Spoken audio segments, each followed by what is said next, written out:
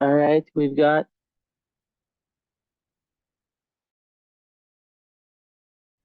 started hanging out next to like 1 second ago. That's her order. Do a reading right now. I'm like, should I do one more? Dad, yes, Dad. Do one more, or at least start it. Try it.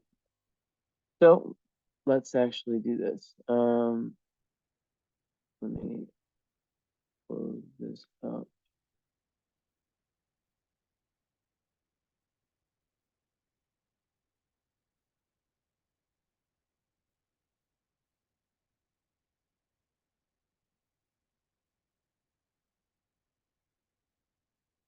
Actually, I need to look up one thing really quickly.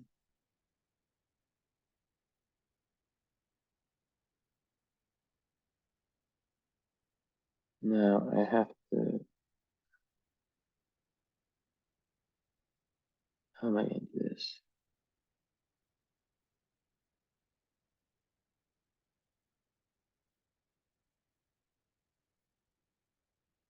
Okay.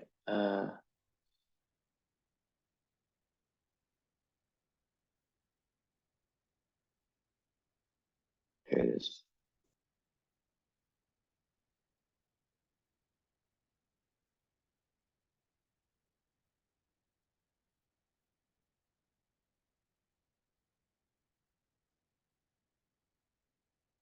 Okay.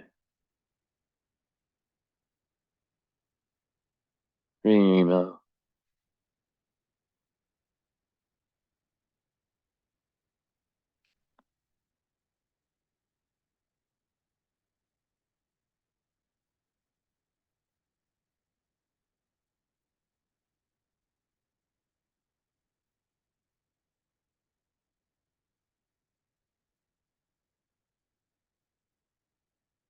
Mm-hmm.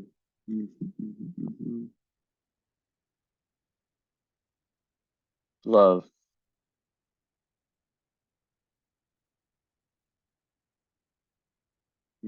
Sorry about this.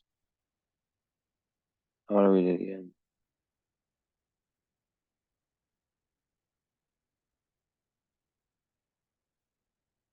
So, okay. Wow.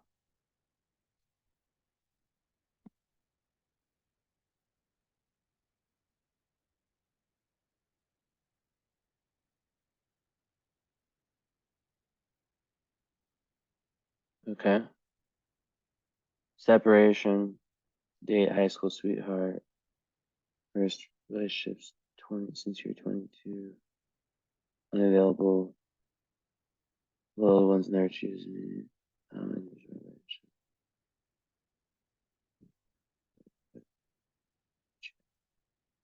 relationship. Yeah. So I'm just gonna give you a little like I'm gonna respond to your email without astrology and then obviously with astrology. Um, hold up though. So let me get this.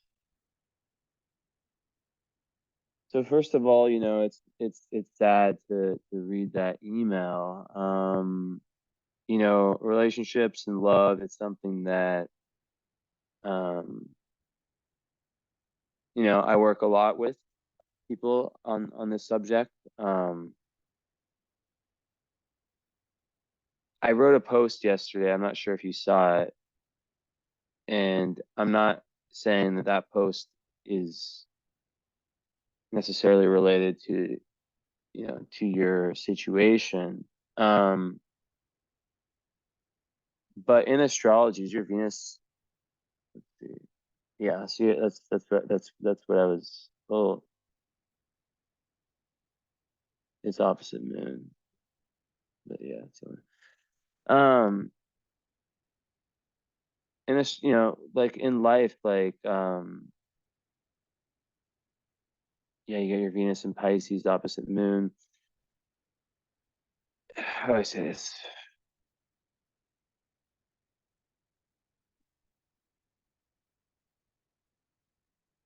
I understand what you're saying. I understand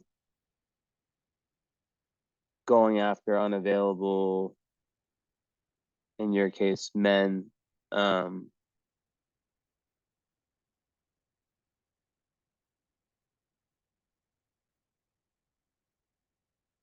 and area of focus love and cat blocks. Um, why has it been so heartbreaking and challenging for me? And I meant to go through this life without a partner. I'm going to break it down each part. So we all have different challenges um, at different times. And a lot of people, struggle with relationships because the context of how relationships are in modern day society leads to inevitable suffering. Um, of course, none of that philosophical shit like does anything when the emotions are at play. But at the same time,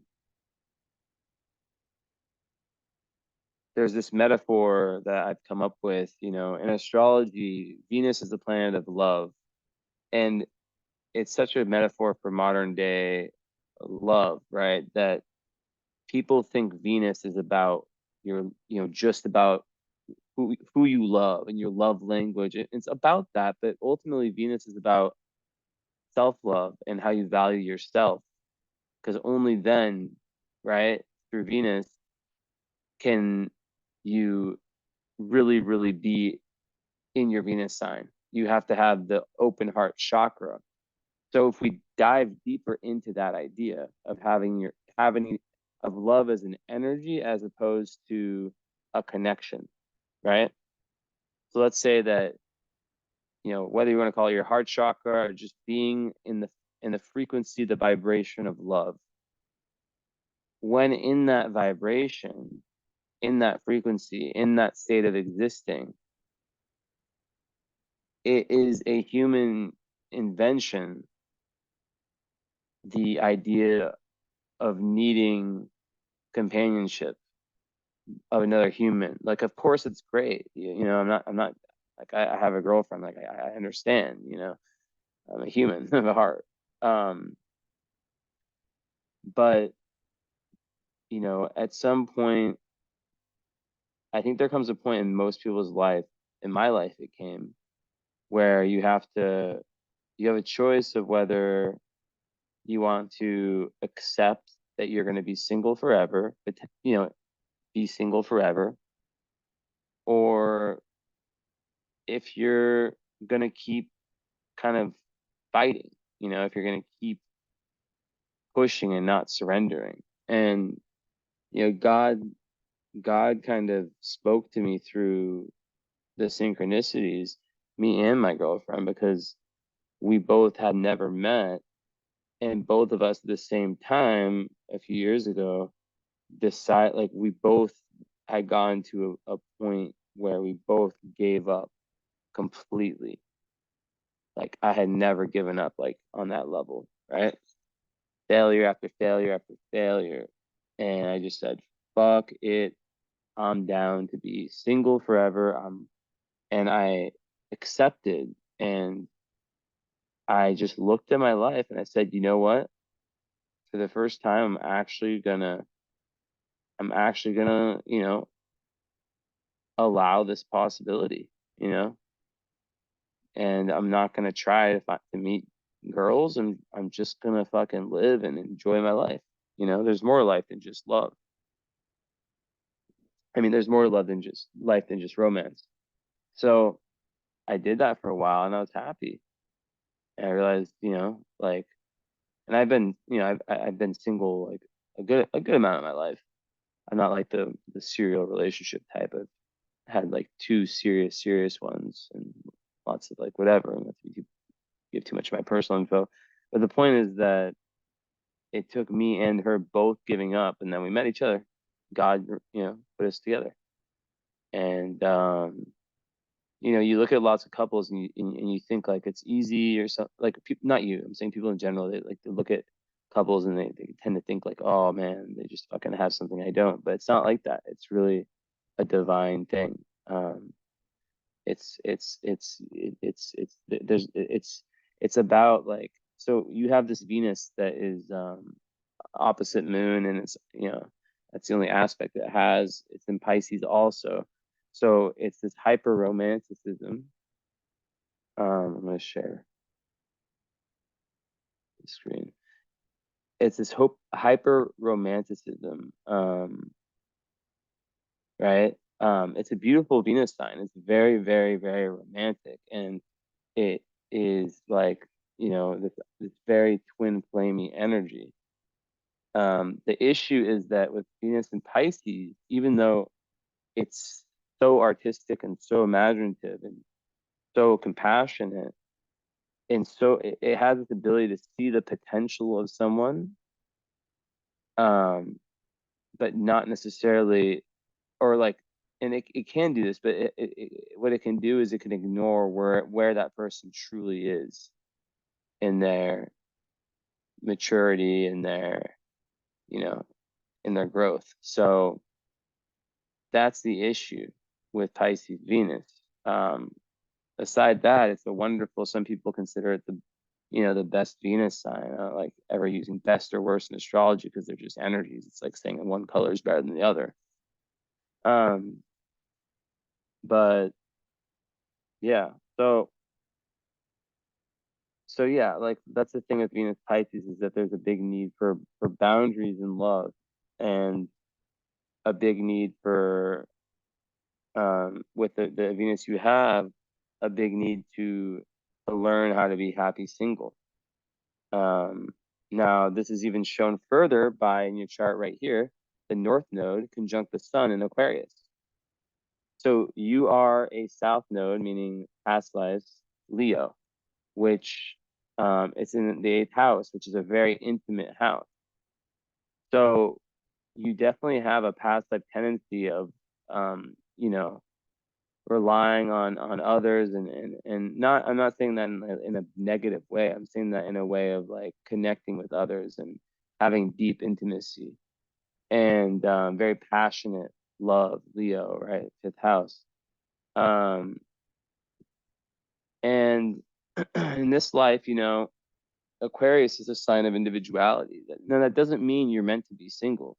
Anyone that says that, like, that's a very, like, it's not like a high vibration thing to say, because we both know you don't, like, yeah, you, like, I talk to people, but like, we both know that in your mind, that anything is possible, right?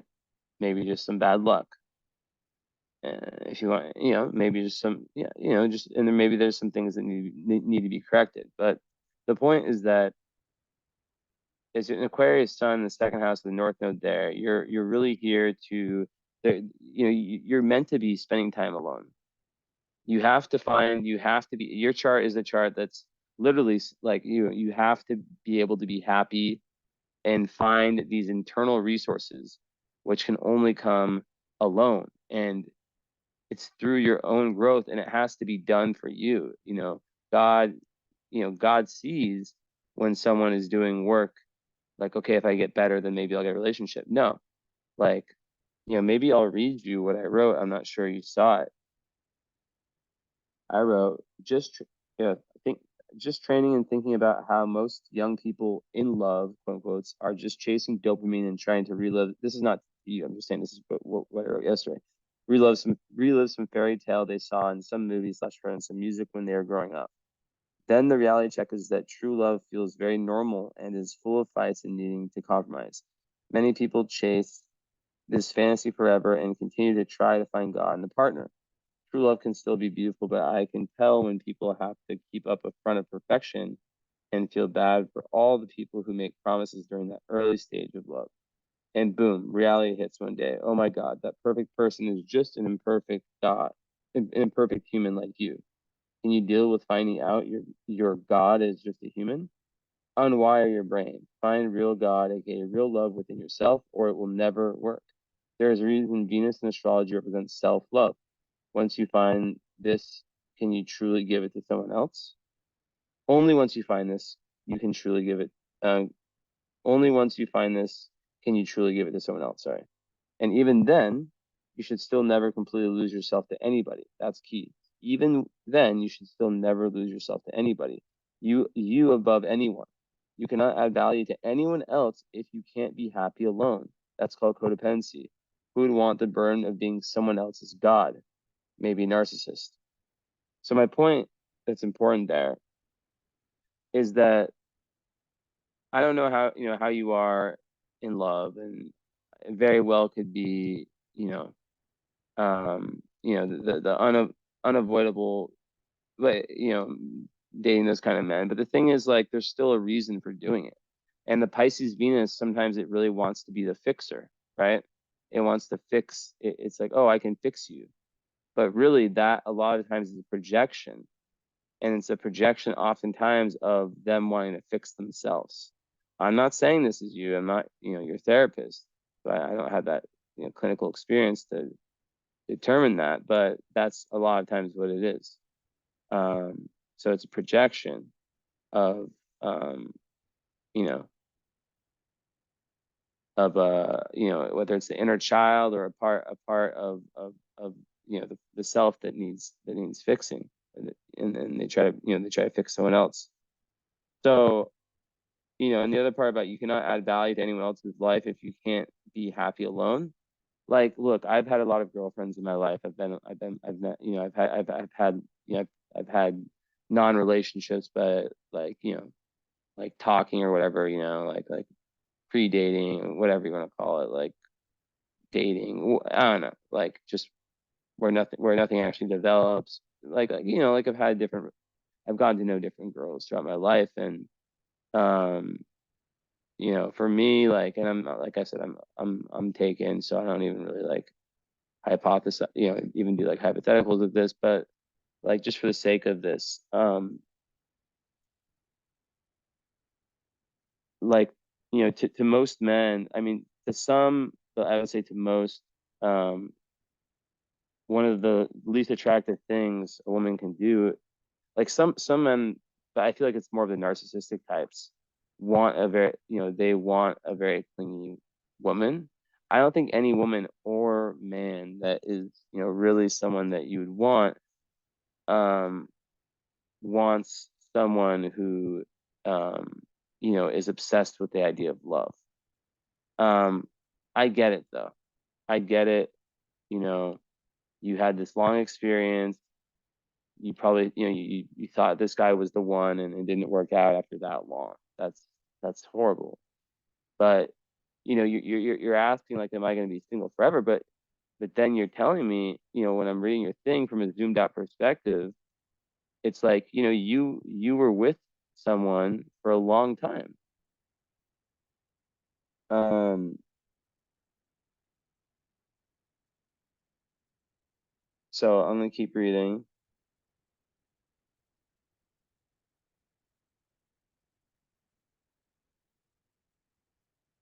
So yeah, I'm meant to go through this life without a partner or true friends who don't sabotage or betray me. I'm in the process of divorce, and the man I've committed myself to since I was 22, separated for 2.5 years, and ended. Okay, so um, on that part, um, I don't think anyone's meant, like, I think that, so I've had clients and stuff, I do astrological counseling also, if you're ever interested in that. I don't really promote it much, but I need to restart. Like two psychology masters. I've had, numerous clients, that they kind of had that mindset. uh, I'm not saying you're playing victim. I'm saying they were, because I don't know your case. And at the end of the day, everything comes down to responsibility. And even if you were the one that was hurt, it's still about accepting your responsibility, not as a bad person, but like when it comes to boundaries, right? So like with Pisces, Venus, they need to learn boundaries, right? They need to learn how to take things slow and how to not be over idealizing, right? They sometimes, meet a partner and think, oh, this is the one, this is the perfect partner, only for that partner to, screw them over. And then someone else can come along and they, it's this very Neptunian, like foggy, like energy, right? Of like the perfect person. And they can meet someone who's like, good for them. True love is not this, like it can still be magical, right? But like it's never gonna be perfect. Um, and I'm not saying settle, that's not what I'm saying at all. I'm just saying that your mindset about love is going to reflect what happens. So you say I'm not going to find it, then you're not. But let's not forget that you were in a relationship for a long time. Some people never get in relationships, and then you rekindled something right away. It just seems like some bad luck right now. Then on the friends thing, like that's the thing, right? Is an Aquarius, your moon's in Virgo. Um, a Virgo moon can, Aquarius sun is here to, you're here with the second house mission to really be your own person, right? Away from conditioning. So it's very important the types of friends you have are people that you can be your full self around and like kind of push the individuation process further. Like you don't have to feel, because like a fake friend, and I know what you mean, like trust me, you sound like a very pure soul and pure souls sometimes get taken advantage of, and it sucks. It really sucks. But that's where I think a bit, with your North Node in Aquarius in the second house is, it can also, it's a Taurus house. So it's like about self-sufficiency and maybe not needing anyone but you. Now, it might sound intimidating, but the reality is that it's not impossible. Um, and once you actually accept that, then you have the ultimate power. Once you just say, okay, fuck it, I'm single. You start to look at other areas of life, and then there's no pressure, but it really comes from like being happy being alone, which I used to not be able to like. I used to like it wasn't that I wasn't happy alone. It was that when I had like a prospective girl, like everything became magic. And I couldn't find that magic on my own because I didn't have confidence and I didn't have purpose. And by now you know that I'm not saying anything like, like you don't have confidence or purpose. I'm just giving you my experience and relating it to kind of what you're saying. Um, so,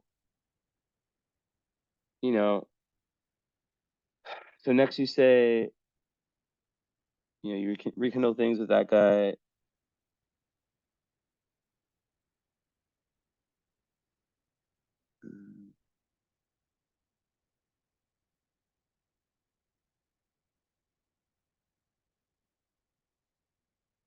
So yeah, wait. So and, okay, so and ended and rekindled romance with my first love, my high school sweetheart, who I was dating for a year after my separation. I attract lots of, well, I mean, that's clearly a rebound. So when you go through a separation, you have the choice of having a rebound or of, grieving the relationship, and really growing it, like being alone and feeling the pain, because that pain is whatever it is, that comes from being alone, that comes from obviously from the breakup, like, but like, that like I would, not be surprised if there was something there before. right? Like before the relationship, and that it's, you know, maybe difficult to be alone. And I think that, yeah, like now you're in a situation where you kind of push the grief away by jumping into that relationship, which I'm not saying is bad, you know. Sometimes people got to do that, you know. I've been there, but you know, attracting lots of unavailable men, and I'm loyal to the ones who never choose me. How am I meant to be supportive? And I know lots of things, and none of them feel like quite like I'm found my exact niche yet. But truly, love is all I want. I know it's pathetic. It's not pathetic because all I can tell you is that, like, um, you know, that's just how Pisces Venus are, you know. But it's just so interesting.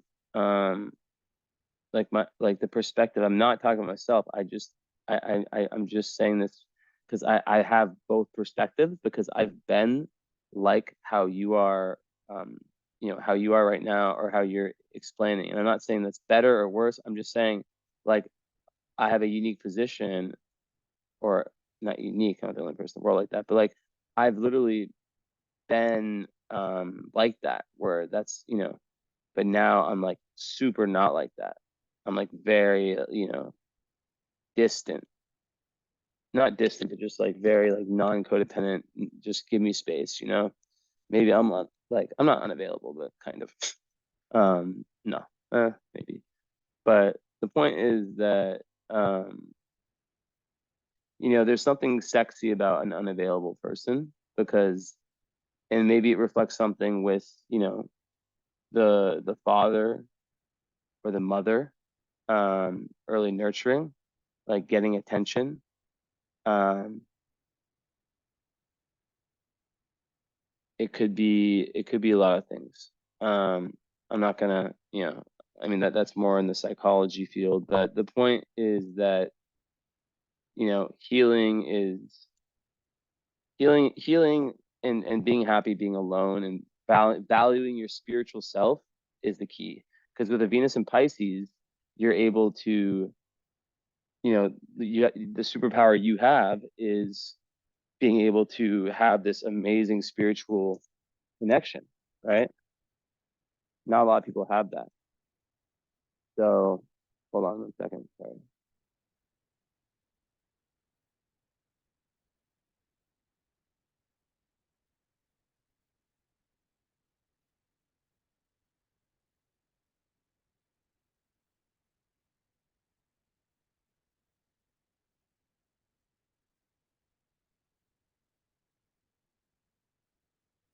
All right. I just need to try this food, make sure it's still good. It was sitting out for a little bit. It tastes fine. Um, so, you know, I think what's more appropriate is what kind of human would be good for you. So your Virgo moon, Venus and Pisces. Um, you know, Virgo moons, they need reliability. Um, Virgo moons can also be overthinkers. And a lot of times their love language is more about the things they're willing to do. You know, they're willing to go above and beyond for their partners, and they're super loyal. And but like also there can be that, you know, those rose colored glasses, like that kind of Disney movie syndrome that I was talking about, right? And you know, love is so hard in today's world. Like it's very hard. Um, so I empathize with your experience very deeply, and I'm just throwing out ideas. But nobody, nobody. I think that the most important thing is to get over any type of victim-like mentality, because what I can tell you for sure is that God does not want you to, like, God does not intend for you to be feeling like, you know, you're not meant for love, or that you're not supposed to get love. That's not God's plan. God's plan is for you to, and I see this all over the chart, is to become very, very responsible for your own energy. And, like, there's been a past life tendency of relying, like I said, relying too much on other people, other, relationships we're in, just, like power, even symbolic power, like that comes from astrology. And the second house, North Node, is more about, like, think about like something like meditation, how at any moment you can just get into your meditation and boom, like that's like an internal resource, right? When you go to therapy, you learn internal resources that, like, that you can go to in times of need. And it's about, learning, right? It's about getting to know, because Aquarius is ultimately about getting to know your, who you are on an authentic, unconditioned level. So, you know, that's your journey, right? That's what you're meant to learn. And a lot of times for that to happen, if the relationship, had any kind of codependencies, because what happens astrologically in a relationship is that people tend to fall into the composite chart more than their natal, unless they create a relationship where they, like mine, like we sleep in different bedrooms, we sleep in, we have our own lives, and it makes things 1,000 times better. We don't drive with each other crazy. It's really like the future relationships, in my opinion. And I think that humans, if you watch the movie, Eternal Sunshine of the Spotless Mind, the point of that movie is to basically show that no matter how much two humans love each other, enough time spent together, they will. I mean, there's more. I'm not going to ruin the whole movie, but like that's one of the big kind of deep parts of it. Like, they will hate each other, or like not hate, like they will they will find reasons to not, um, to kind of be over each other. But then if you're able to have energetic resets within your relationship, where you spend less time together, get out of each other's auras, have different areas where you hang out, have your own lives, have periods of time where you're away from each other, like that's, to me, in my view, that is like, and that's not just relationships, it's like, think about, like, with your family members, like when you don't see them for a long time, it's so much different than seeing them all the time. So, creating that novelty is very important. And, for a Virgo moon, right, like there can be this anxiety, right? Because a Virgo moon, just in general, tends to intellectualize emotion. And they can also be very perfectionist, right? So like they could be like really good at something. And I always tell Virgo moons, I've been getting a lot of them in the last few days. I've been doing a lot of the charts. Like, I always tell Virgo moons, um, that's like, Virgo moons sometimes are in, really they're here and other people are here, but they think they're here and they think other people are here. And then also Virgo moons, I always tell you, it's like the perfectionism, the 100 or 0 mentality is like that's a sickness of like the 21st century, right? But Virgo energy is the most susceptible to truly being affected by that, because Virgo is like purity, right? And the best lesson I can ever give a Virgo is to still strive for greatness in what you do, but understand that you're supposed to borrow from your opposite sign, Pisces. Pisces is about going with the flow and trusting, just trusting blindly, right? Just, fuck it. It's about that connection with the divine. I don't want to sound like I'm preaching, but think about it. People always say, oh, I trust God, I trust God, I trust God, blah, blah, blah, blah, blah, blah. I trust the universe, blah, blah, blah, blah, blah.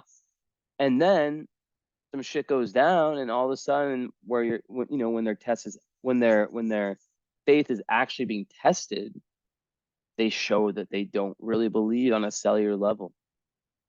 Like, I believe so much that I have no doubts about anything. And even if something were to happen that would be bad, like, that's God's plan, like, I'm not tripping. Like, I accept, I surrender. And I think that kind of energy is what's needed in love. Like, I hate that I'm talking about myself. Like, it's an example. Like, I love my relationship, love my girlfriend. But if we broke up, I'm not going to die. I'd be very, very sad. It'd be tragic, but I would bounce back eventually.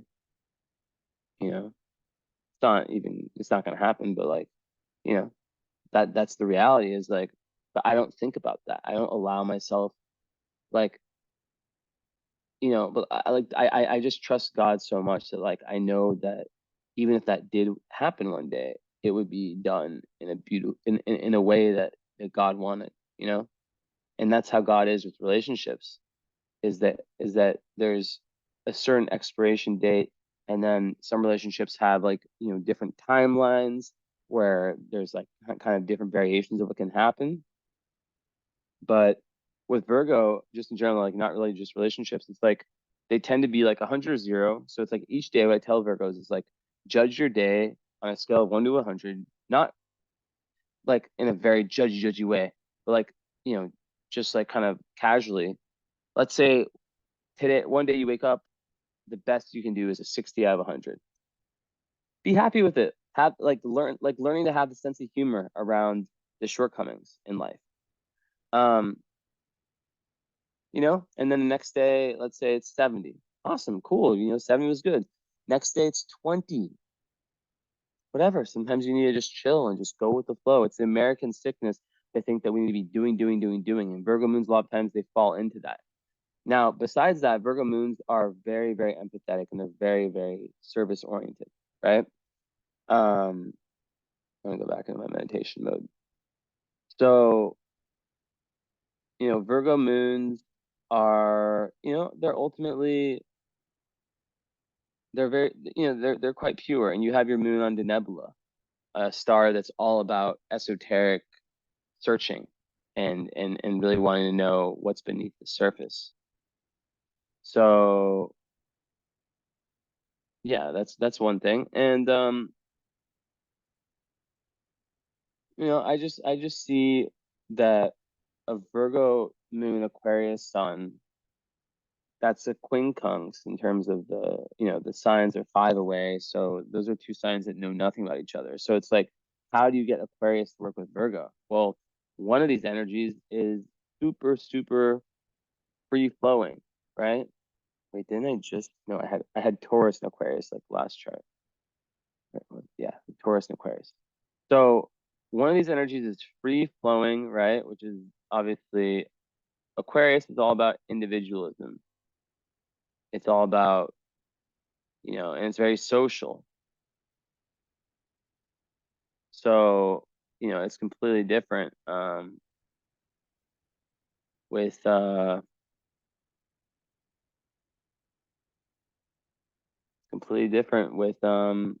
Virgo. Like Virgo, at its lowest can be very nervous, very anxious, and worrying about like thinking about the worst case scenario, right? That's Virgo at its worst, is that it can allow, and once again, I'm not shitting on you. I'm not like saying this is you. I'm saying Virgo in general. But what Virgo can do is that it can sometimes allow itself to really, really feed into this negativity. Like, let's say there's every single day, there's like a million reasons why we could all be worried, be sad, let something ruin your day. So sometimes low Virgo can be very OCD, and it can just like, really cling on to those. Like, imagine they're like these little things, right? Like, like, like little things that don't even matter. Like this thing today, that thing tomorrow. Like very, very like. But when you zoom out, big perspective of life, which is like very Sagittarius, Pisces, Jupiter, right? You see this like, and you look back on, like, think of something from your life that bothered you like crazy, like 2 years ago.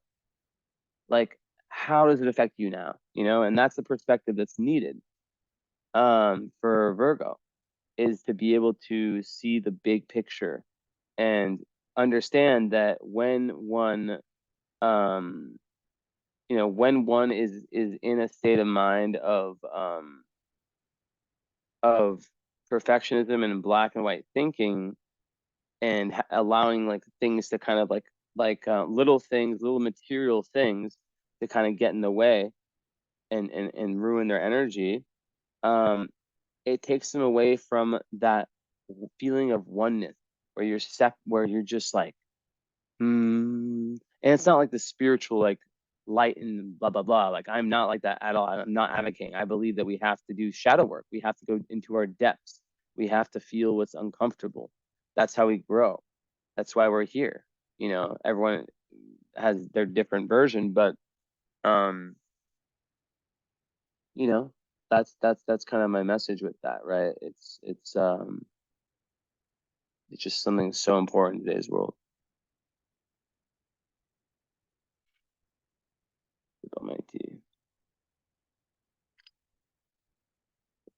So yeah, it really is about not allowing these rigid thought structures, especially thought structures. And there can be lots of self-limiting beliefs with Virgo moon, right? These are all potentials that leads to overthinking, anxiety.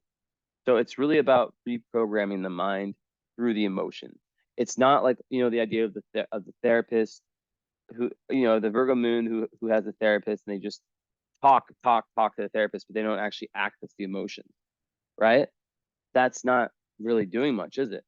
Um, like, I'm not saying like every therapy session, like I had one today, I didn't really, get so deep in my emotions or anything. But like, my point is that if there's something that's really, really deep there, it needs to be felt and given attention. It's like trauma is like a little baby, even if it's mini trauma or just something that's not been addressed. And it's like a dragon, but like the fear, they say the fear of the fear is more dangerous, or is the fear of the fear is scarier than the fear itself. So it's like this thing that a lot of us are like, humans, like the majority of, everyone pretty much, like, has something that they're hiding from, right? Like, that they don't want to feel, right?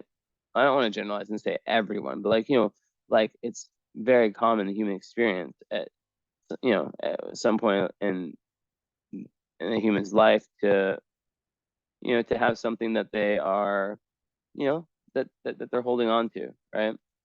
And they fear it so much. But when you actually allow yourself to feel it, God rewards you for your bravery, for actually doing that thing. And then you get blown away by the realization that it wasn't actually that big of a deal. It's like, it feels like the idea of jumping off a cliff into water, right? Like people who like jump off cliffs, like into like the ocean, and you're jumping off that big rock. It feels scary in the moment for sure, but once you've done it once, and this is a metaphor because the is represented by Saturn. Saturn represents the consensus materialistic reality of the world, right? Just society as the consensus society, right? And Neptune represents high spirituality, God, oneness. It's all connected. It's water, emotion. So it's like jumping off Saturn. It's like this rock which is stuck, and emotional patterns in Saturn get stuck, right? And when emotions are stuck, it's not flowing. Emotions want to be like water, just flow, just flow. And that's what needs to get there needs to be that flow. So one thing for you with Mercury on your north node, Sun on your north node, especially Mercury, is potentially finding a form of creativity, whether it's journaling, poetry, or just something where you're working your mind and talking, but you're really getting in touch with your unconventional mind, because you have a beautiful Mercury sign of Mercury in Aquarius, and I love that, and it's on your north node. So you are someone that has unconventional ideas, and you think outside the box. So, and that's amazing. Those are my favorite kind of people. It's the Mercury sign of geniuses, right? And by genius I mean someone who's able to open their mind and see the future, and you might be way ahead of yourself, or way ahead of other people, excuse me. And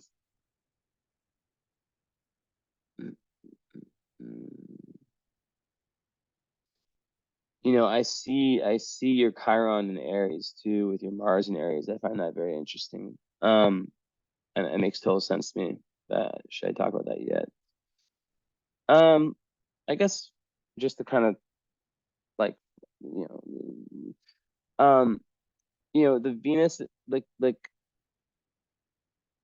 the way I see that Venus with the one aspect is the potential for just like allowing, like I said, like sometimes people with these types of placements, like kind of their version of like how are you doing, like, or the answer to the question of how are you doing is based on how well their relationships, or if they're in a relationship.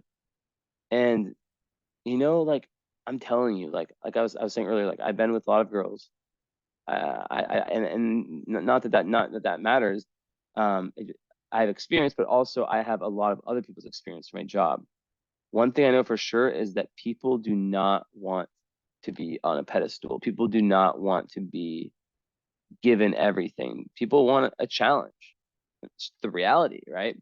People like, and if it's not a challenge, like, I don't agree with, I'm not saying like play games, right? Or be inauthentic, but like, what would you rather have? Someone who is,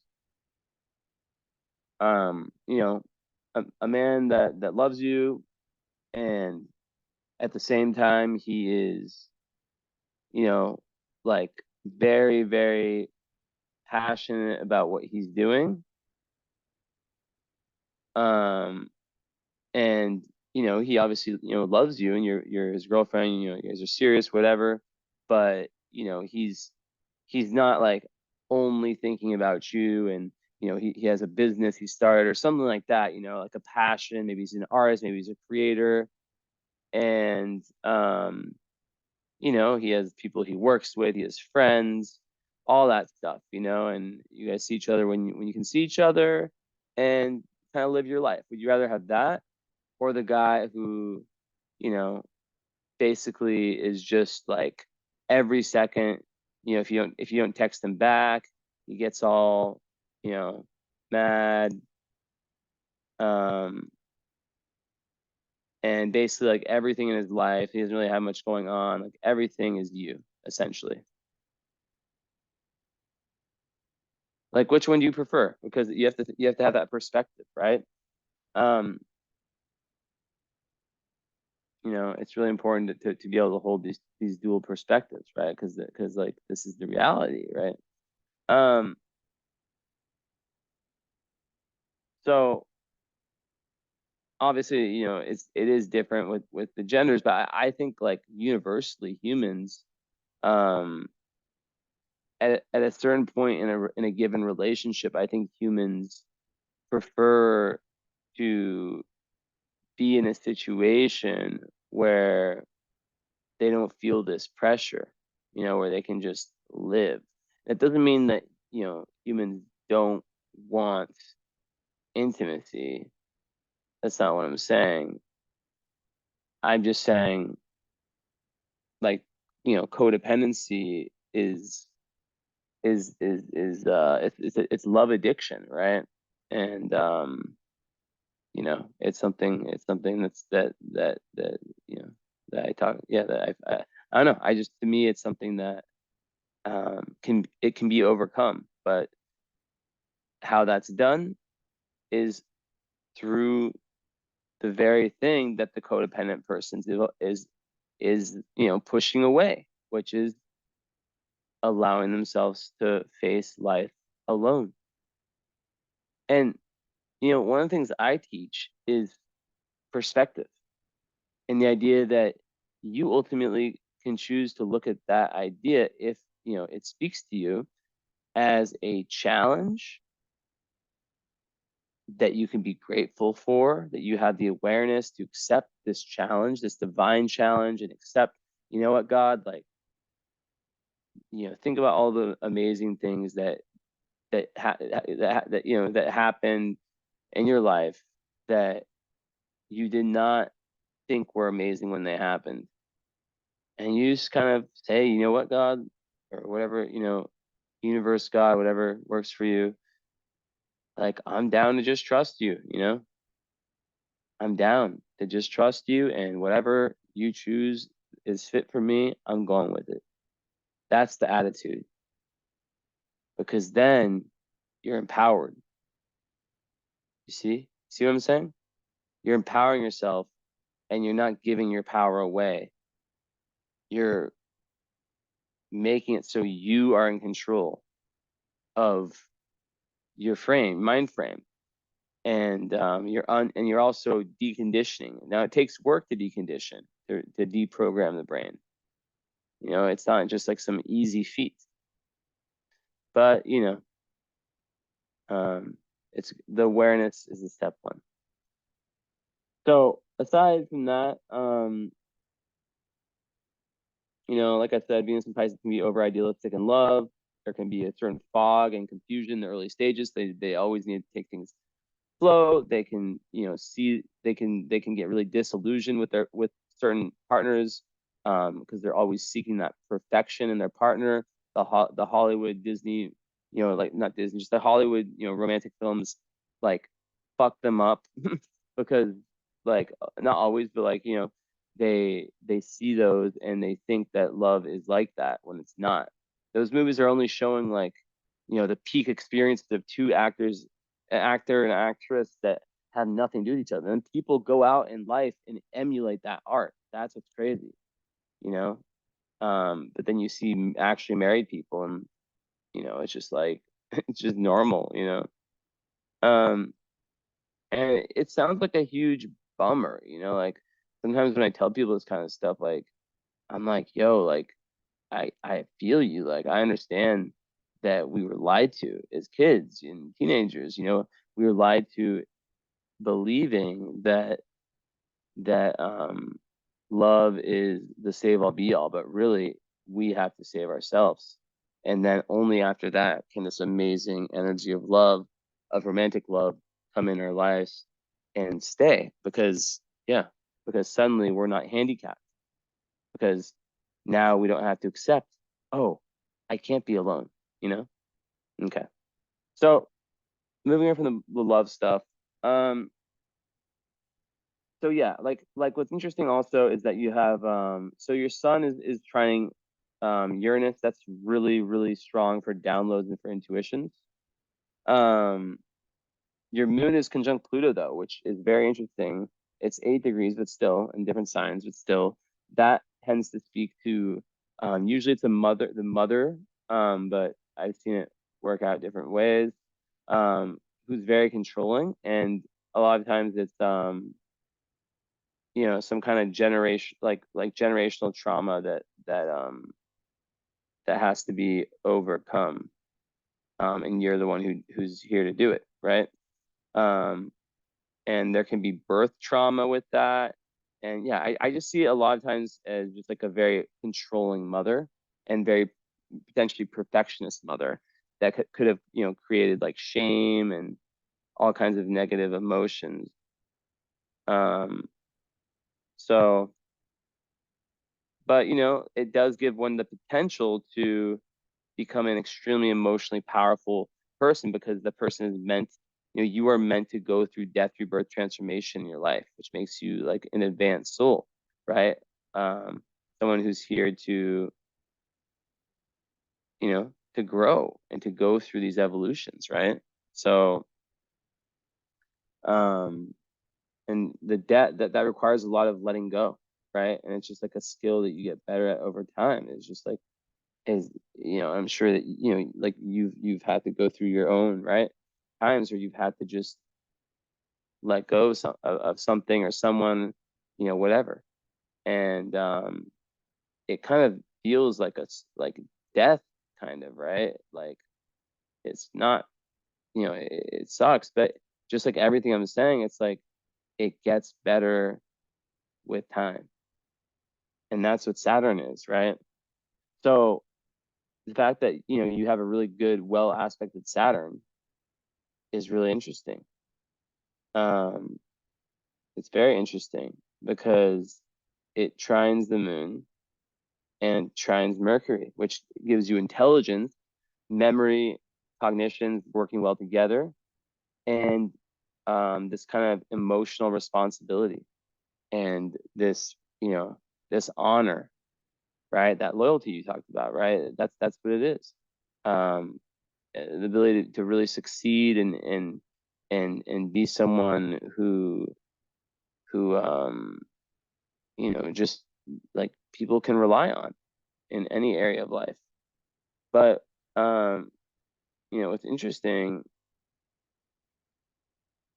mm,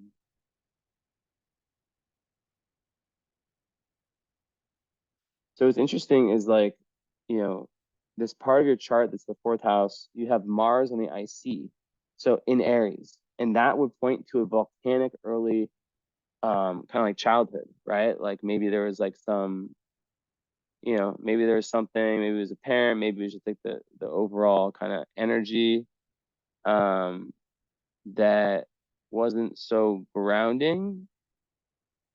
Um so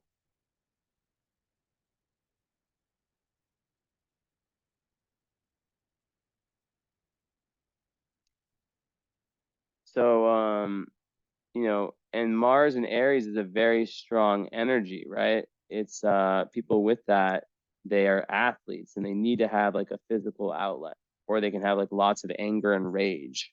In the fourth house, it can be suppressed and very unconscious. And Mars rules what houses? It rules, yeah. I mean, obviously, when I'm talking about, rules the fourth, and it rules the Scorpio house. Well, I guess no, that would be Pluto in modern astrology. But yeah, like, so it can definitely come out with friends, and with family, right? Um, so ultimately, with Chiron and Aries in that same house, fourth house, that speaks to most likely having had an early childhood experiences or whatever, where you didn't feel like it was okay for you to speak up or for you to be assertive. Maybe like each time you tried to assert your rights, you got met with some kind of, I don't know, violence, or and I don't mean violence like physically necessarily, but like just like maybe like something that that made you scared.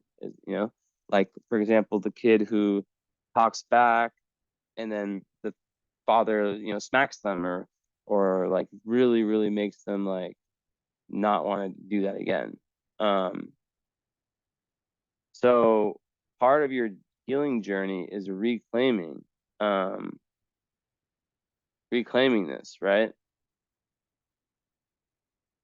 It's almost like a birthright to be able to feel um, confident in all that, and through the Chiron and Aries, it can also just make it hard to be independent.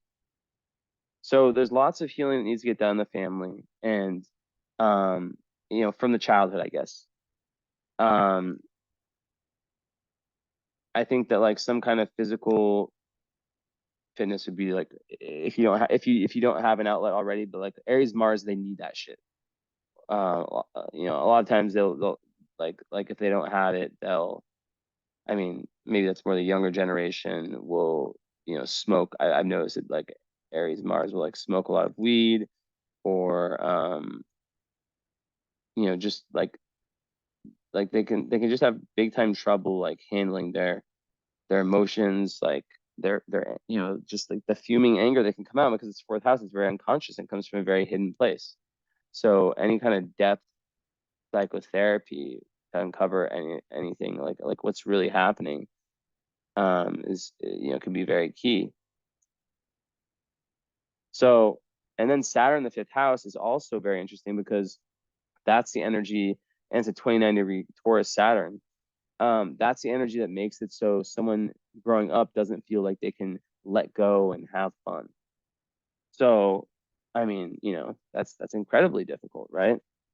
So, you know, the goal is to, you know, is to push yourself in, you know, with respect to that. Um, so, you know, it's also the ruling planet of your chart because you're Capricorn rising, right? Let's talk about the Capricorn rising part of you. That is a part of you that's very strong, and that, you know, first 30 years went through a bunch. Um, you know, like fifth house Saturn's Capricorn rising, like we're probably quite shy, early on at least, and you know, maybe more reserved now, but you know, very focused and able to really get the job done. Um, you know, like success, and be organized, and be someone that is very, you know, very respectable, and that, yeah. But like it's the first 30 years, there's lots of tests there.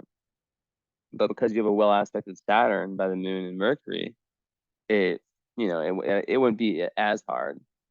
But that's just kind of how it is for Capricorn rising, right? It's just like you know, the first 30 years should be really separated from the, you know, anytime after that, and they shouldn't hold on to any shame of any decisions they made. So even entering that relationship, you know, that was done when, you know, before your Saturn return, and the Saturn return is when you really become an adult. So you can't, you know, you have, you know, it's not you know, like right now you are where you are and you learn what you learned, and you know, you spent like the large proportion of your life in relationship. So you can't, you know, write me saying, you know, like that you're gonna be single forever, because really, like, you know, you were in a relationship for like for like a huge part of your life, right? Think about it.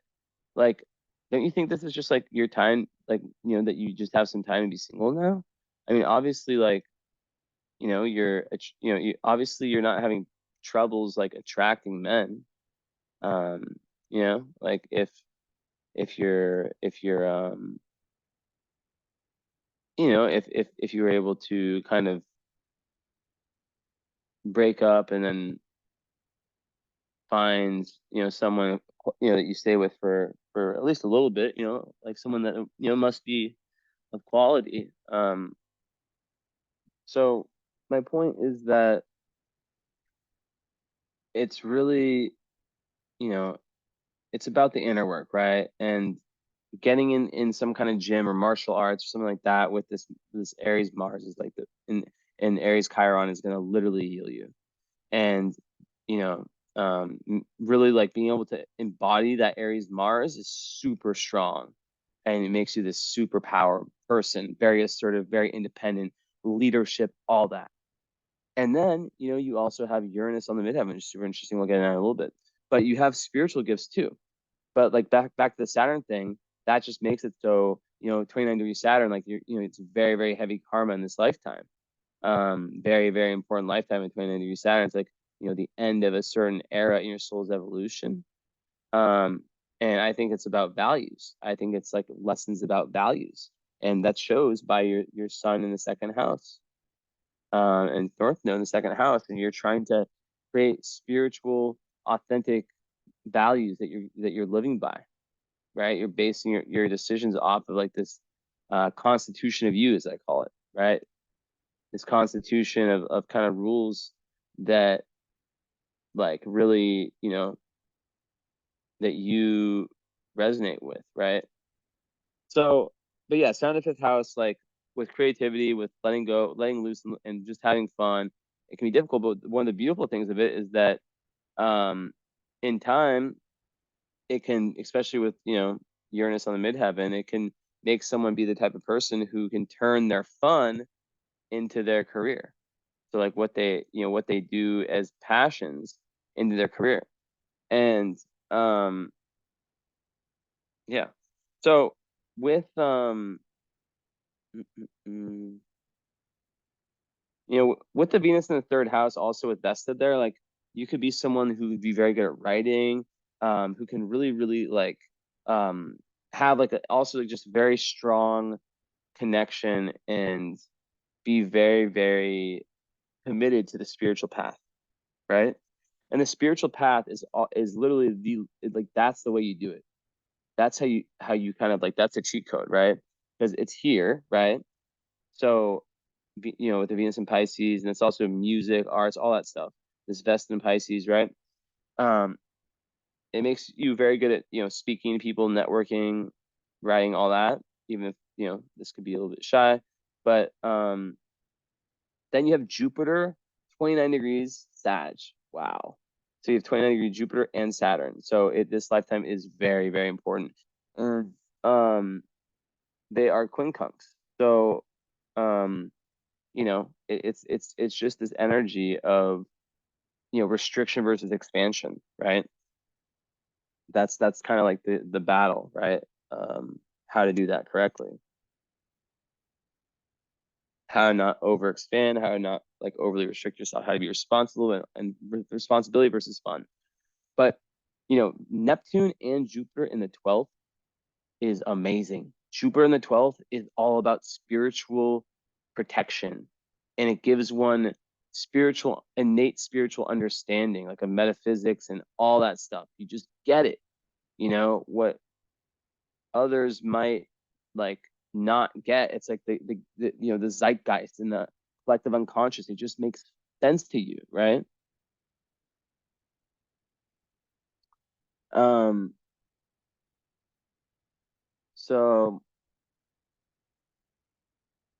so yeah, like Jupiter in the 12th, it's also giving you this like it creates someone who really seeks the meaning um of life within themselves, and in like the most despairing of moments they're able to like find this optimism, this well of optimism within themselves, right?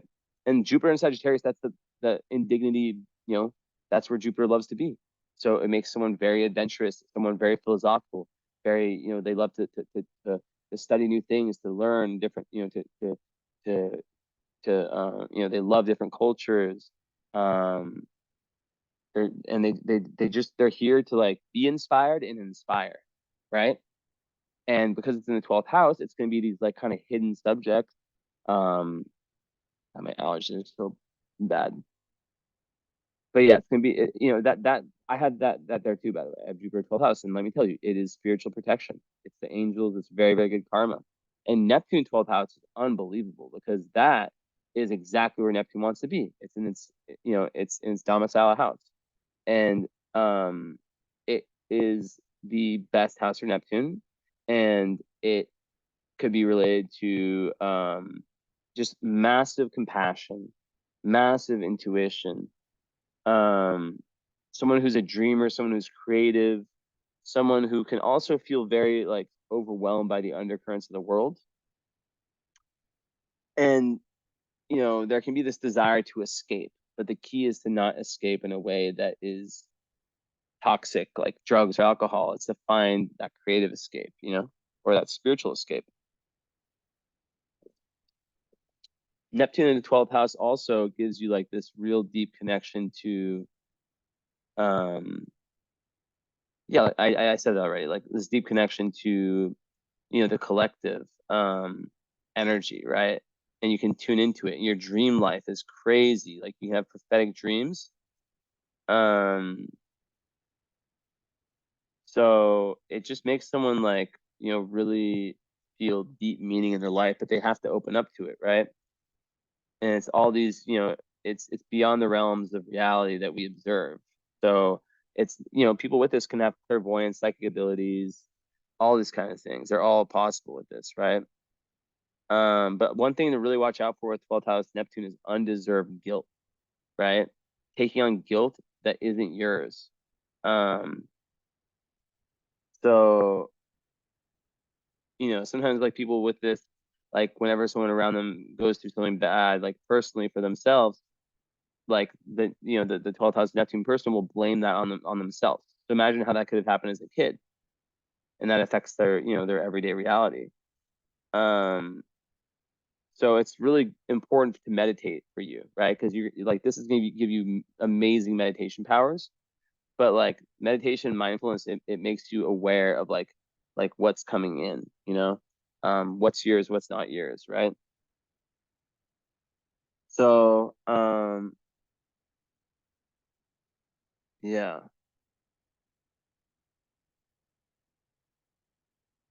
because like as someone who's meant to be a healer, right? Like Neptune 12, Jupiter 12, I mean, that's mad healer potential. But by taking in the guilt, let's say you're trying to help someone, right? Um, like you're like in a healing position, you're trying to help someone and you feel their guilt, you take it in. Then all of a sudden you're the one who is in need of help and you're not able to help others, right? So it's really important to stand firm on your own existence if you want to be able to assist others, right? Um, it's like the whole idea of like a doctor that has to be kind of cold blooded if he really wants, surgeon has to be a little bit cold blooded to get the job done, right? And it really is the best form of compassion that one can show. But yeah, another big thing is addiction to substances. Also, like having Jupiter, and it's in Sag, which can be about like expanding, like more and more and more. So that's another big one. Um,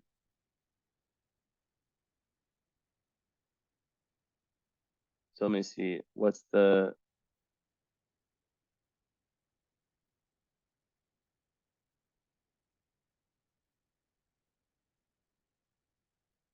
yeah, because it's opposite for it's opposite Saturn.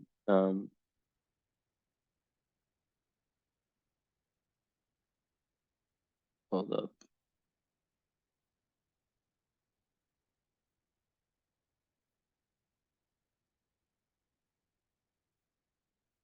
Yeah, so the fact that it's opposite Saturn, like, like there can be like that overindulging in whatever like alters the reality. I'm not saying, but like most of the time, whenever I bring this up to clients, they tell me like they like never, well, lately actually it's been a little bit different. But for such a long time, when I was like saying like the aspects that are most linked to like substance abuse, they would tell me like, oh, like I've never drank in my life. Like my parents had big issues and I just knew never to drink, right? But that doesn't mean that the potential isn't there, right?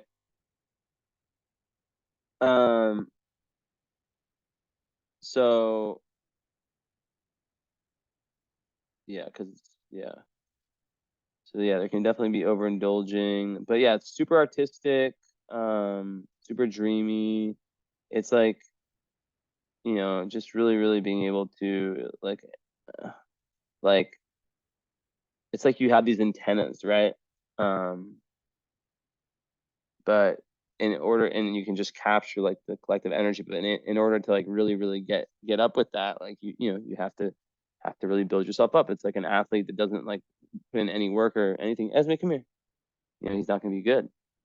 Um, but it's really important to like, protect your own energy.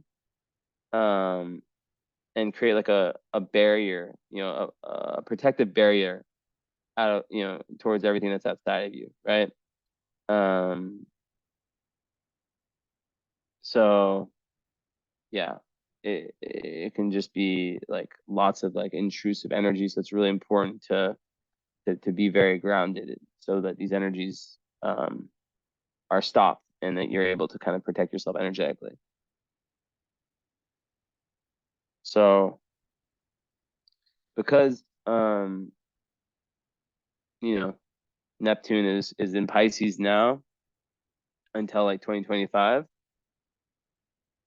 that this is like a, like people, like children born with this, right? Are going to be very, very Neptunian, and these are very Neptunian times right now. So yeah, it's gonna be crazy. Like the kids who have net Saturn and Pisces in the 12th house. Sorry, scratching. Okay, so moving forward, yeah, so very, very low 12th house.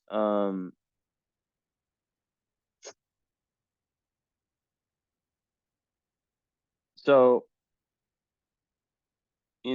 South Node in the 8th, right? And Leo, like we both have South Node and Leo. I have that too. So there's kind of like this been there, done that of like being very, very powerful, being very, very strong.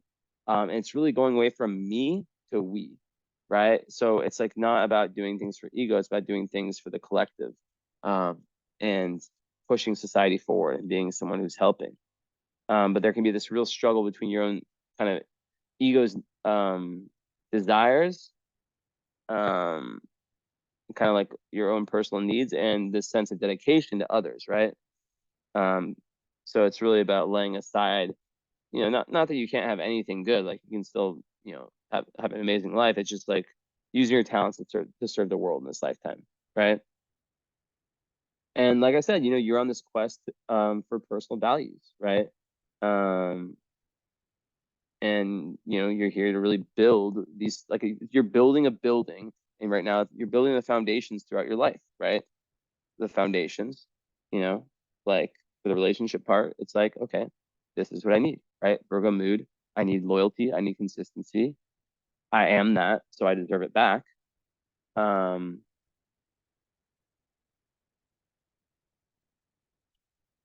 and yeah, I think that I just cannot, from your email, I just cannot see you having trouble.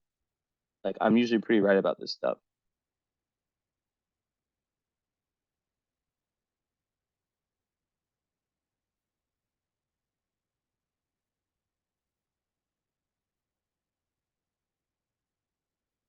Sorry, one sec.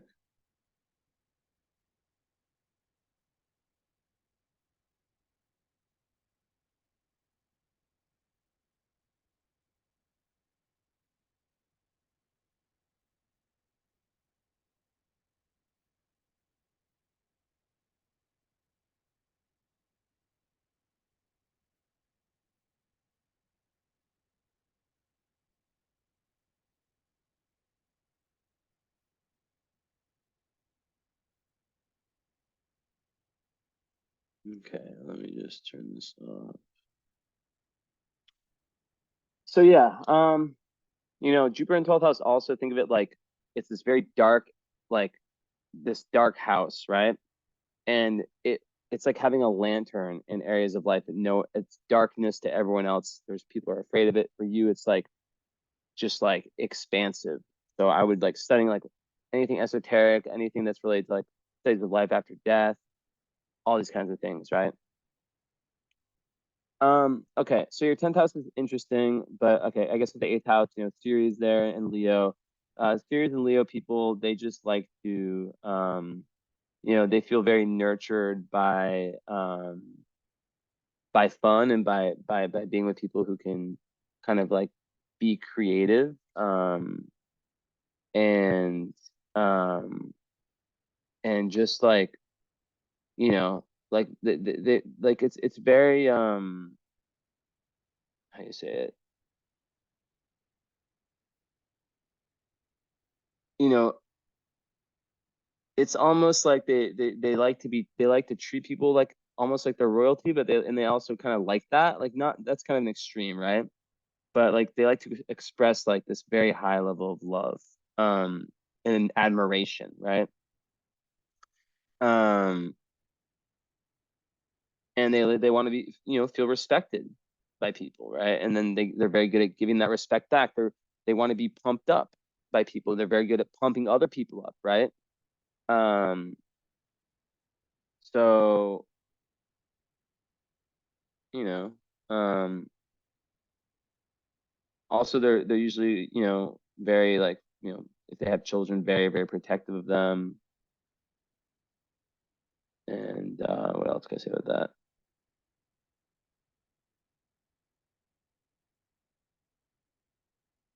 Yeah, like I said, like expressing, really, really just supportive of other people's dreams and goals and objectives, and they're the ones that are positive, and they really, really enjoy getting that back. Um, and also just like not hiding their feelings. Um, a lot of times, they had like a parent, one parent who's like loud, eccentric, and controlling. Um, Sometimes making them feel like unimportant. Not always though. Um, so sometimes they didn't feel like they were able to like express their individuality, kind of like that Chiron thing I was talking about. Um, so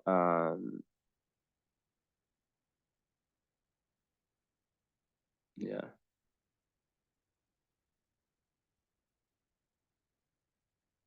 So yeah, it makes one really like to just feel special and be acknowledged for their how they're special because maybe they didn't get it from like one or both parents.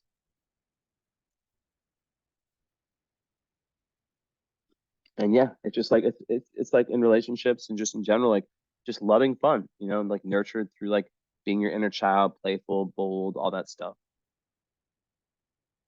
Um, so Vertex, whoa, it's fucking trippy. Your vertex is my rising, and vertex is a fated point in astrology, and it's exact. My rising is 28 Leo. It's exactly on my rising, 28.3 Leo. Whoa, whoa. Vertex is like a fated point of people you are meant to meet. I mean, that this is one definition of it. Like, so the fact that I'm 28 Leo, you were meant to meet me. So like something in this video was like really meant to get through to you. Like I don't know. I pray that I'm doing, a job that's doing that. But that's trippy. That's just like one little part of it, right? Obviously your vertex is not just me. I'm just saying that like that I'm saying that because that shows that there's like a real special significance with this reading. But Vertex, in Leo, it talks about how your doorway to higher awareness in life, right, is through fun. It's through like getting past that fifth house Saturn, taking that creative risk. Like even if it feels uncomfortable to let yourself go and just have fun, right? That's what's needed. In the eighth house, it's through these intense transformational experiences that the greatest growth comes. And yeah, you don't have many hard aspects, to be honest. Um, you really don't. I didn't really say much about the moon opposite Pluto, but that's just like this conflict between needs, like your needs, emotional needs, and the needs of other people, especially like in relationships. Um, so it can just be difficult finding a balance of like the right give and take in relationships, right? And then your moon's also square Jupiter, um, which can also be like something that can be a little bit self-indulgent, right? Not all the time, but a lot of people with that, like they prefer to have more fun than be like super, super serious, right? So there's a big need to learn self-discipline, and it can actually be something that's really, really good for achieving goals. But as a Virgo moon, lots of Virgo moons they're random. Virgo is such a hard sign to pin down. So you have the two, in my mind, the two most like hard to explain signs are Virgo and Aquarius. The two most just like I don't get them, and that's your sun, and your moon.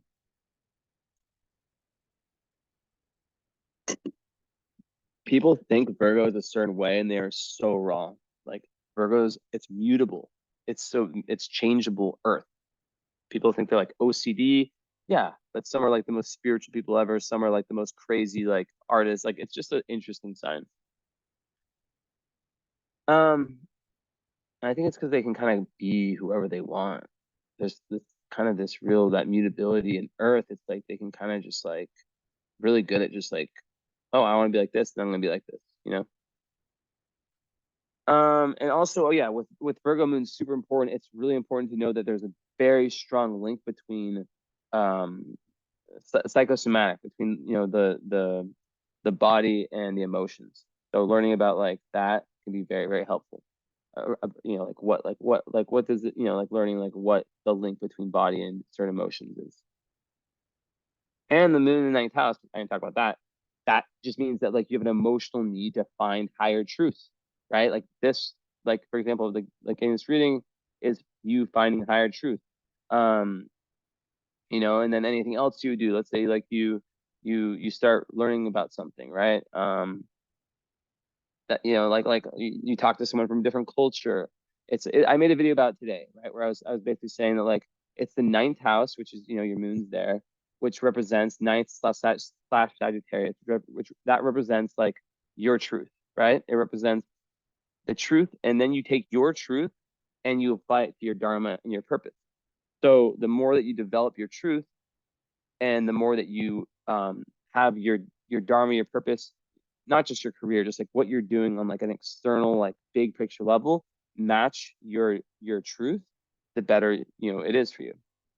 So your 10th house is super interesting. So you have the the midheaven, and also Pluto would be in the ninth house in Plastis. So like that would also be someone who might not feel at home in their country of origin, and might have tons of different past lives in different places, and they're really, really here to learn a ton about truth, right?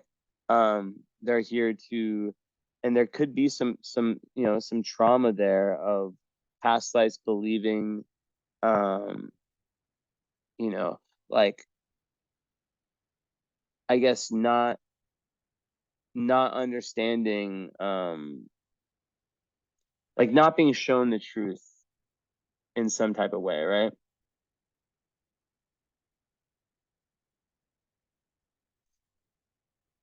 mm. So, and then like Pluto in the 10th house is like all about like being a very powerful leader, and someone who might have like lots of death, rebirth, transformation in terms of their career. But like in the ninth house in Plastic, it is someone who will have lots of you know death, rebirth, transformation when it comes to their worldview. Their worldview will go through major upheavals and changes, right? Maybe there's a bit of extremity at some points in time, and it kind of evens out. So then Uranus on your midheaven. So interesting. Um, you know, People with Uranus midheaven, like it's like likely, like they need freedom in their career and in their life, right? Freedom is just so important. And they have this very, and it's 1 degree, so it's right on there. This very unique thing that they're here to contribute to society. And I rarely see this, by the way. Um, so whether it's through your work or your role as a parent, like um a lot of times with this, people like their mother was like a very important um person in their life, and someone who like encouraged them to think differently and be independent and be strong minded and all this, right? um if there was like a clash with your mother though, or like even the mother's family, then there was a high likelihood that you would have gone through like a strong rebellious stage, right? um Even becoming like kind of like lost in life through that. But nevertheless, like through whatever experience came early on, which like I said, there's the Mars there, um in the IC, which talks about like the kind of volcanic, like I said earlier, like childhood. But um it creates someone who just in their career they want to express their individuality and their creativity and their humanitarianism, ideals that they believe in, and they need freedom. They don't want to work for someone else. Like they want to be their own boss, um and they want to do something very, very unique. you know um they want to contribute to society, like truly contribute. And you know like they might go through many different career changes, or like just like switching it up. They can get bored easily. um and it's very, very rebellious against any authority. That's why it usually just won't work that well with the boss. Not that it can't work, but it's someone who wants to be the master of their own destiny, right? And yeah, it's not the best for being an employee, let's just say. So then you have Juno on the midheaven. Have I ever seen that before? Right on there. Well, I mean, Juno is speaking more about it's your ideal mate. So Juno and Libra, more about the love stuff. It makes you like really want a partner where it's peaceful, where you guys are equals, not fighting, where there's harmony. Um, just good communication. Um, that's like just that balance, that thing that just works, right? So, and then Juno right on the midheaven. That creates a real commitment to your career and perhaps a partner who, has a certain level of height or of success in society, who can provide you with a certain level of security, right? Not like in a gold digger way, but like it would make you attracted to someone successful, who who's respected and who's not like a narcissist or anything like that, but who cares about what they do, because you care about what you do. I mean, like with that Uranus there. Um, hey, Felix. So, also Juno 10th house can create someone who wants to have a partner who's like very involved in what they're doing career-wise and maybe working together with them. And yeah, they'll like someone who is who's kind of able to like help them in their professional life. So, and it could be someone older, not necessarily, but it's 10th house Capricorn. So Black Moon Lilith is in Libra in the 10th house. So interesting. So Black Moon Lilith, and let me pull up your stars and all that. Black Moon Lilith represents you at your lowest. So the fact that it's in Libra, it's like you at your lowest vibration. And Libra, the lowest vibration of Libra is people pleasing and codependency. So literally like, you know, right? Like just like not being happy without a relationship, putting themselves down to just so they don't, just so they don't lose the partner. Like, okay, fine, you can.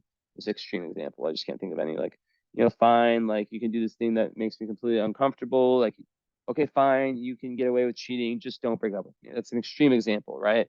Obviously, like in with the person not being okay with the cheating.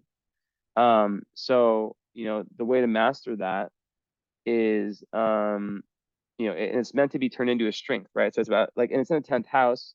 So 10th house Black Moon Lilith can kind of bring sometimes an energy of self-defeating in area of career, but also like sometimes it can be like so ambitious to the point of like overriding other people and just like wanting to get to the top so bad. That's just one potential. But like the fact that it's in, Libra, and would it be in the 11th in whole sign? So 9, 12, 9, 9 Scorpio. No, it'd still be in 10th. In Libra, it's the people pleasing thing. Um, and sometimes even getting like, minding other people's business. Um, I thought my cat was stealing my food. Also, a lot of times people with this is, can have like they can be like focused on other people's shit and not enough on their own. And the people pleaser, right? The people pleaser, the person who and also being like overly like super like unable to make decisions, right? Just super indecisive. So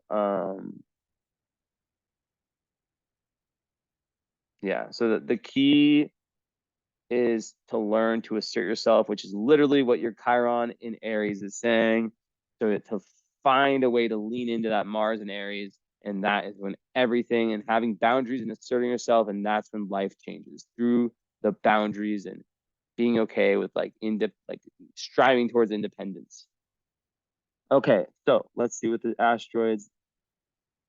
Eros rising, damn, that's a pretty sexy asteroid. By the way, I've never seen a photo of you. Have no idea what you look like. I never look at any of my clients. Eros in yeah on the ascendant is the kind of like a sexy place. I'm not gonna lie. That's a nice asteroid. Let me see one thing.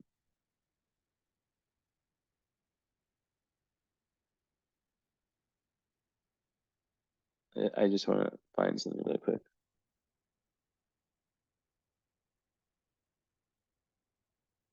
So yeah, it's someone who can like easily express their erotic energy and their sexuality and their physical experience, appearance, and it can yeah they can just like be someone who can like openly speak in like sexual ways. Um, it's not always like it's not like crazy. It's just like it's just like a sexy placement. Like I've you know I've seen it before. It is. And it can kind of convey this sort of confidence in one's sexual nature. Um, so yeah, what else? So yeah, usually it's pretty easy for like attracting like partners. Um, Eros. Here's Felix. Mm. Esme, come here, Esme. Esme, where are you? Esme, she should be helping me, my little cat. Esme, Esme, Esme, Esme, Esme, Esme, Esme. Around here, I can feel her. Esme,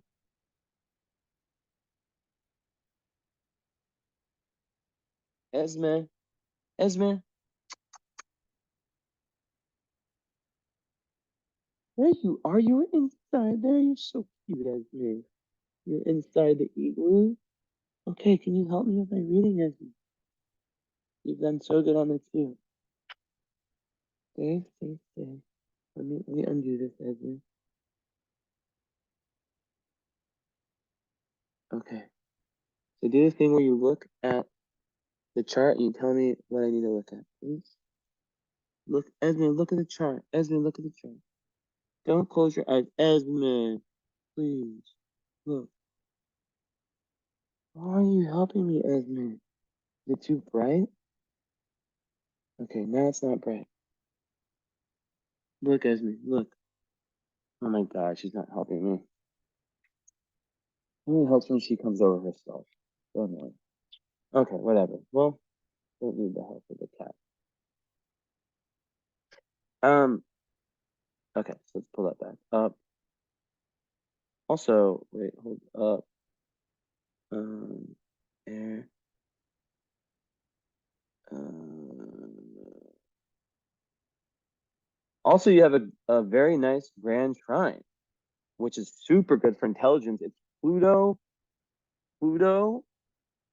trine Saturn trine Mercury, Mercury trine Pluto. So it's a grand trine, um, which is like, on your intelligence, which is giving you the obsessive, like potentially become super obsessed with anything, like go deep beneath the surface of Pluto, resourceful, just like just go at it. Like I want to learn this shit, like fucking go. Like I can go beneath the surface, all that stuff, the intensity in the mind. And then the Saturn, which is the organization of the mind and the ability to have a strong memory. And it's really good. It's a really nice grand trine. Um, that probing mind, getting straight to the point, delving beyond the superficial, right? That's that. And then I think Mercury Saturn gives a lot of common sense. And then you have Mercury in Aquarius, which is the outside the box. You could be like an inventor. Literally, I know it sounds crazy, but you could be like an inventor. Okay, let's go with your asteroids. Let's get this thing finished. How long have I been talking? Oh, my readings have been so long today. I did like 2 hours. I'm like 140 or 150. I forget. 140 something, and this is already 140. God, I'm going forever. Whatever. Um. Okay, so nothing there. Nothing there.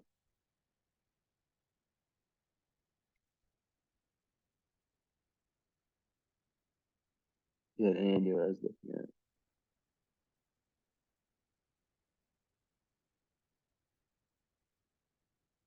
21, 23, 2103. Okay, so it's 2, so it doesn't work. Okay, no.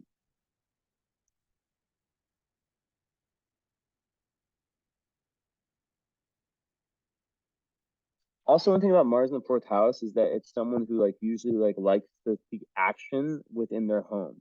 Um, they might like to work from home. They might like to work out at home. Just get shit done at home. Um, and yeah, Mars and Aries like to take risks and be spontaneous. So, leaning into that. Wait, I'm trying to figure this out.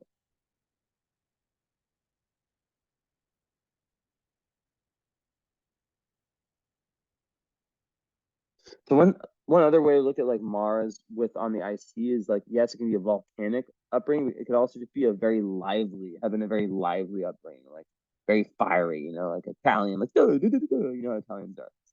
Um, so it could have just been very stimulating and enjoyable. Or it could have been like very troubled and volcanic and angry, and you know, it could have been a little bit of both as well, right? But it definitely was fiery for sure. Um, and then that tends to make it like a little bit more difficult to settle into it just one place when you're adult. That's one other aspect of it. I'm trying to think what else. I feel like I'm definitely forgetting something.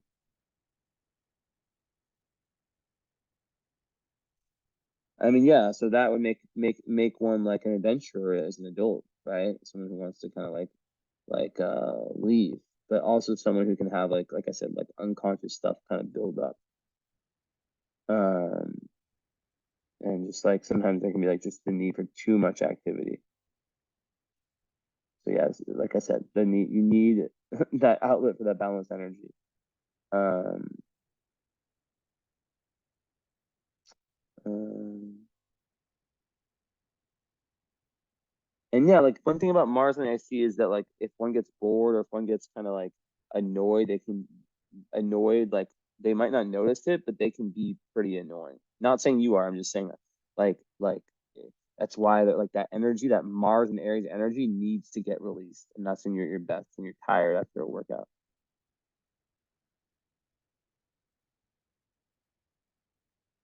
Or even like something like cleaning, like something that just like that just going on walks, like whatever, right? That cleaning I just said is some as an example of something that's physical that's inside the house, but I'm sure that's not your thing. Oh yeah, also part of Fortune, and Palace are in Virgo. I didn't mention those. So Palace in Taurus. So Palace in the fifth house, that's really good for creativity, creative ideas. Um, being able to like work in a creative way. And House and Taurus, it's really good for like the arts also, and being able to see the beauty in nature and just in the world and other people. And it's good for logic, um, common sense, wisdom, and being able to heal with your hands. And part of Fortune and Taurus in the fifth means, that's like your flow states with Saturn.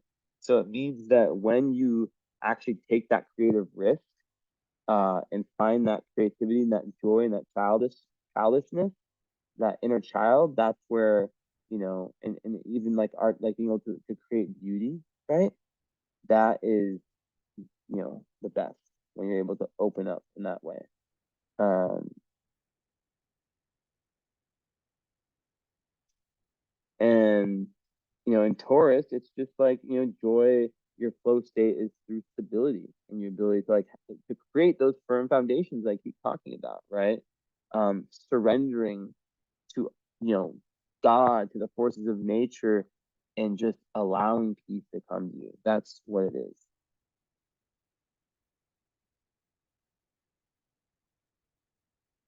So let's see.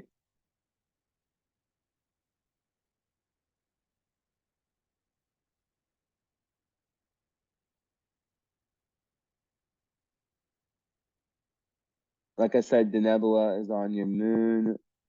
It's not smack on there, but it's close to, it's in the range. And that is about, like I said earlier, truth seeking and esoteric, astrology, human design, all these things are interesting to you.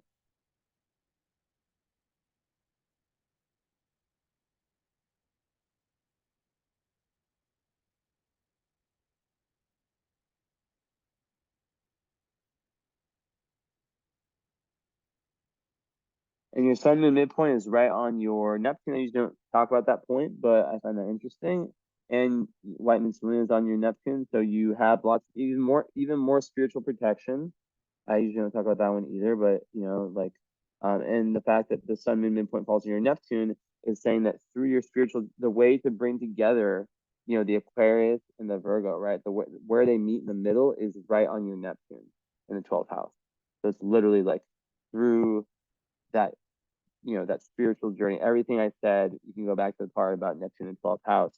Um, that that is really how you sync up your feminine and your masculine through being of service, through creating that deep spiritual relationship with yourself and with the world. Um, that's how you bring everything together. So quite beautiful.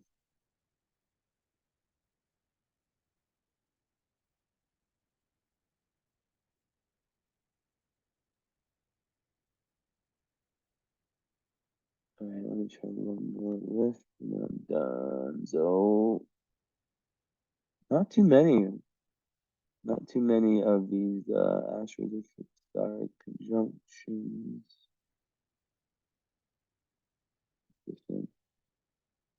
That's not one.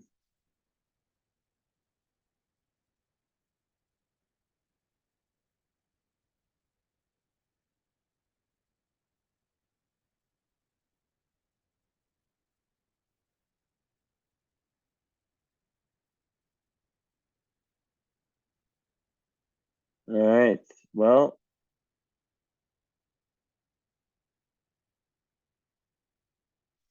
that's us all, my friend. Thank you, thank you, thank you. 147. Jesus. So just so you know, very, very important. So did you get a follow-up? Let me check.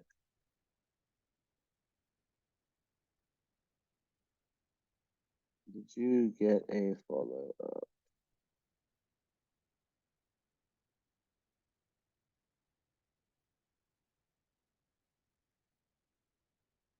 Yes, you did. So the follow-up that you have right now is it's a 1 hour live session. You take your time. I always want my clients to watch it multiple times. First time, just whatever, and to have notes. You know, I love when they journal about it, and when there's like a lot of deep thought, comparing, like really thinking deeply about the things I said and comparing your lived experience, and just like really having like point A, point B, point C. Like this is important stuff. We're taking it in an important way. You're a Virgo moon. Well, guess what? I have Virgo in me, but I might as well. I have a Sun Kazumi Mercury. Um, so basically, what most people do is that they add the current astrology reading. Now, this is like the best reading that you can possibly find about current astrology. I I'm not like money motivated like most astrologers, so I could charge so much more for this. But I do every type of predictive astrology for the next year ahead in just one reading. So it adds 2 hours. In so like your choice one is to just keep just the follow up where we only talk about the natal chart. It doesn't venture into like current astrology. Choice two is you do what most people do and you add the current astrology reading. And whenever you're ready, next few weeks, whatever, not like a long wait like this. We find a date and time and we have that session. So let me know if you have any questions about the current astrology reading. Ask away, but I do the it's kind of like it's called spiritual current astrology / spiritual alignment because it's more than just like astrology. There's like we're talking, we're aligning, we're really like really it's pure alignment, right? Because you understand what never changes, the natal chart, and then the current, and it's like you know where you're at energetically. So it's pure magic. So let me know if you want to do that. And besides that, thank you and ciao ciao. Bye bye.